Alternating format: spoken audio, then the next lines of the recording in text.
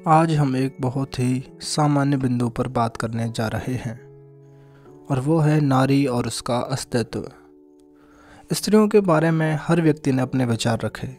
हर एक ने स्त्री को अपनी सहूलियत के अनुसार समझाया।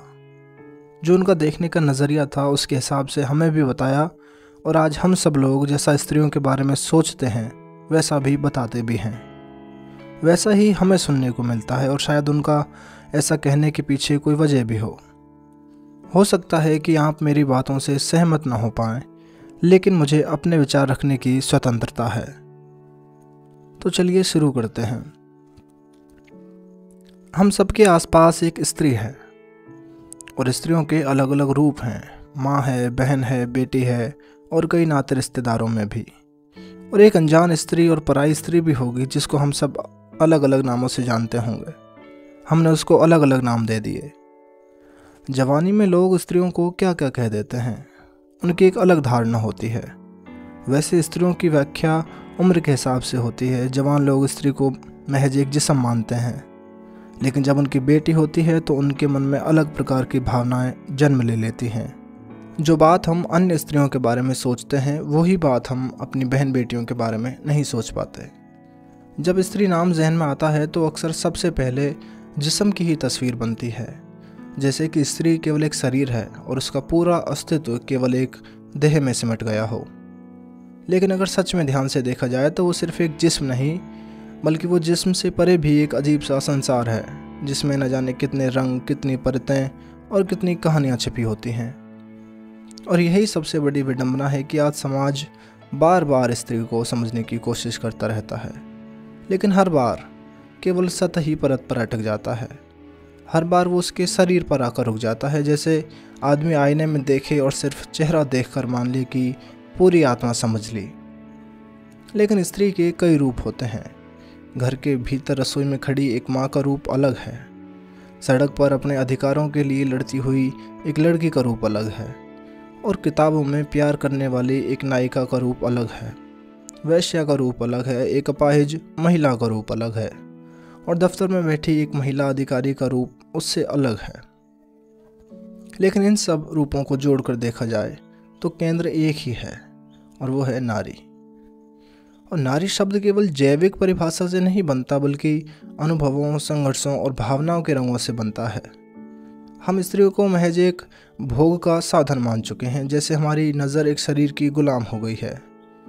जैसे महाभारत लिखा गया तो उसमें द्रौपदी का चरित्र केवल एक सौंदर्य या वस्त्रहरण की घटना तक सीमित नहीं था, बल्कि वो एक प्रश्न थी, एक सवाल थी कि क्या समाज में औरत को केवल एक वस्तु की तरह देखा जाएगा या उसे उस शक्ति की तरह भी समझा जाएगा जो या तो युद्ध को विराम दे सकती है या युद्ध का कारण बन सकती है। और अगर रामायण देखो तो सीता का जीवन भी इसी सवाल से जूझता रहा कि क्या औरत का अस्तित्व हमेशा किसी पुरुष की कसौटी पर ही परखा जाएगा।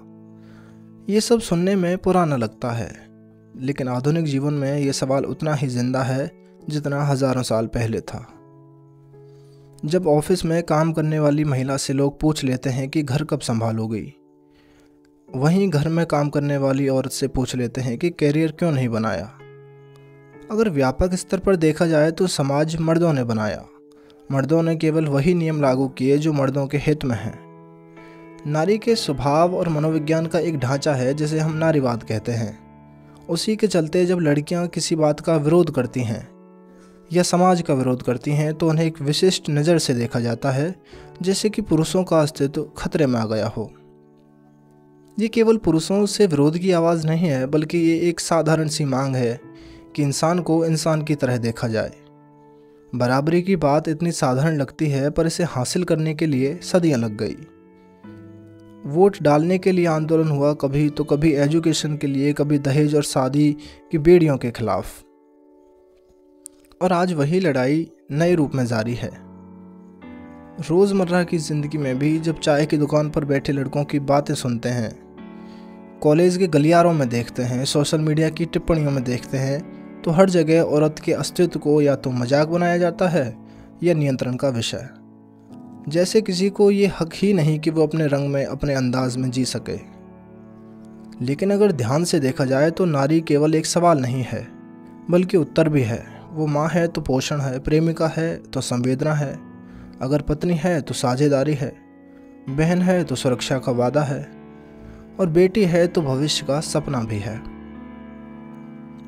मतलब जीवन की हर धड़कन में उसका कोई न कोई रूप मौजूद है। हम स्त्री को पढ़ पढ़ के थक चुके हैं, मगर फिर भी अपनी सोच, अपना नज़रिया नहीं बदल पाए। संत कबीर ने नारी को माया कहा तो तुलसी ने उसे घर की लक्ष्मी, और प्रेमचंद की कहानियों में वो दुख झेलती परंपरा का प्रतीक बनी, तो वहीं अमृता प्रीतम जैसी लेखिकाओं की कविताओं में एक बगावत की लौ, और आधुनिक उपन्यासों में वो खुद अपनी पहचान तलाशती हुई एक स्वतंत्र आत्मा का रूप ले चुकी है। लेकिन सवाल ये है कि असल में समाज ने इन सब रूपों को स्वीकार किया या केवल अपने हिसाब से चुने हुए रूपों को जगह दी। यही सबसे बड़ी फिलॉसफी है। स्त्री को किसी एक परिभाषा में नहीं बांधा जा सकता, क्योंकि वो जीवन की एक बहती हुई, बदलती हुई और एक नए अर्थ गढ़ती हुई निरंतर धारा है। और अगर पुरुष की सोच पर लौटो तो अक्सर देखा जाता है कि पुरुष स्त्री को समझने से ज़्यादा परिभाषित करने की कोशिश करता है। वो सोचता है कि ये वो भूमिका निभाएगी, सीमा में रहेगी या जिम्मेदारी होगी, लेकिन जब वही स्त्री उस सीमा से बाहर कदम रखती है तो उसकी सोच हिल जाती है, जैसे किसी ने आईने में दरार डाल दी हो। अब जरा ये भी देखो कि आधुनिक समय में कई पुरुष इस सोच को बदल भी रहे हैं। वे अपनी बराबरी को सिर्फ शब्दों में नहीं बल्कि अपने रिश्तों में जीने की कोशिश भी करते हैं, पर अब भी ये अपवाद जैसा लगता है, नियम जैसा नहीं। और ये सोचने की ज़रूरत है कि आखिर बराबरी का अर्थ केवल अधिकार बांटना नहीं बल्कि जिम्मेदारियों और अवसरों में साझेदारी करना भी है। घर में खाना बनाना अगर केवल औरत का काम माना जाए तो ये एक बोझ है, लेकिन अगर वही काम साझेदारी में हो तो वो बोझ नहीं बल्कि अपनापन बन जाता है। दफ्तर में अगर किसी महिला को सिर्फ उसकी शक्ल या लिंग की वजह से आंका जाए तो यह अन्याय है, लेकिन अगर उसकी योग्यता को जगह मिले तो वो इंस्पिरेशन भी बन जाती है। सोचने की बात यह है कि ये बदलाव केवल कानून से नहीं आएगा। ये बदलाव तब आएगा जब सोच में, भाषा में और नज़रिए में बदलाव आएगा। और फिलॉसफी भी यही कहती है कि किसी भी समाज का असली चेहरा उसकी औरतों की स्थिति से ही समझा जा सकता है, क्योंकि अगर आधी आबादी को सीमित कर दिया जाए तो पूरा समाज कभी भी पूर्ण नहीं हो सकता। इससे अगर साहित्य और इतिहास से जोड़कर देखेंगे तो पाएंगे कि यूनान की कहानियों में हेलेन युद्ध का कारण बनी, भारत की कहानियों में द्रौपदी ने युद्ध की आग जलाई, आधुनिक समय में मलाला यूसुफजई ने शिक्षा के लिए लड़ाई लड़ी, सावित्रीबाई फुले ने औरतों को पढ़ाने के लिए समाज का विरोध भी सहा, और आज भी हर गली में, हर मोहल्ले में कोई भी लड़की जब अपने सवालों के लिए, अपने सपनों के लिए घर वालों से भिड़ती है तो वो परंपरा जारी रहती है। यही सिलसिला दिखता है कि स्त्री केवल एक भावुक छवि नहीं बल्कि संघर्ष और साहस की प्रतीक है। लेकिन हमको ये सब नहीं दिखता, हमको केवल दिखता है तो उसका शरीर और उसके आकर्षक अंग। हम स्त्री को भोग की वस्तु मान चुके हैं। वो केवल सौंदर्य है और उसके अलावा कुछ भी नहीं। अगर हमें केवल सौंदर्य और आकर्षक अंगों वाली नारी ही चाहिए तो फिर अपने घर की महिलाओं को हम ऐसी नज़र से क्यों नहीं देखते? अगर बात केवल शरीर की है, जिस्म की है, तो क्यों एक बाप अपनी बेटी से शादी नहीं कर लेता? क्यों एक बेटा अपनी माँ के साथ संबंध नहीं बना सकता? सुनने में ये बात बहुत घिनौनी लगती है, लेकिन वास्तविकता में ऐसा संभव है ही नहीं, क्योंकि ये हमारे रिश्ते हैं और इस रिश्तों में इमोशंस होते हैं, फीलिंग होती हैं। जब हम किसी अन्य स्त्री की तरफ देखते हैं तो हमारे मन में केवल उसका शरीर आता है, वो अपनेपन की भावना हमारी गायब हो जाती है। सबसे बड़ी बात यही है, अगर तुम हर स्त्री को सम्मान की नज़र से नहीं देख सकते, लेकिन इतना तो कर ही सकते हो कि उसे केवल शरीर ना समझा जाए, उसे अपना संसार जीने दिया जाए, उसको स्वतंत्रता दी जाए। हम अपनी नज़र एकदम साफ रखें। अगर हम कुछ अच्छा नहीं कह पाते, हमारे शब्द अगर उचित नहीं हैं, तो हमें कोशिश करनी चाहिए कि कम से कम वो अपशब्द ना हो। और हमें ये बात भूलनी नहीं चाहिए कि अब तक की दुनिया स्त्रियों ने ही बदली है। इस संसार का सबसे बड़ा महायुद्ध, महाभारत, एक स्त्री द्रौपदी के लिए ही लड़ा गया। हमारे जीवन के आदर्श रामायण जैसे एपिक भी एक स्त्री की मान मर्यादा और सम्मान के लिए ही रचे गए।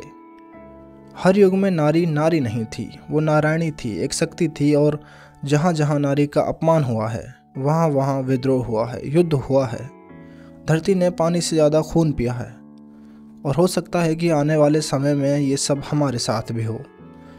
फिर कोई द्रौपदी आएगी, फिर कोई सीता आएगी, और फिर कोई रावण होगा, फिर कोई दुर्योधन होगा। ठीक वैसे ही एक दिन आएगा जब एक स्त्री के साथ ऐसी ही कोई घटना घटित होगी और उस घटना का जिम्मेदार आप हम में से ही एक व्यक्ति होगा। तब हम सब अकस्मात मारे जाएंगे, एक महायुद्ध की आग में हमारी आहुति दे दी जाएगी। लेकिन ये महायुद्ध एक स्त्री के अपमान से ही शुरू हुआ, इसलिए हमें कोशिश करनी चाहिए कि अगर हम अच्छी सोच नहीं रख सकते तो कम से कम बुरी सोच ना रखें। स्त्री जिस सम्मान के लिए बनी है उन्हें उनका सम्मान दिया जाए।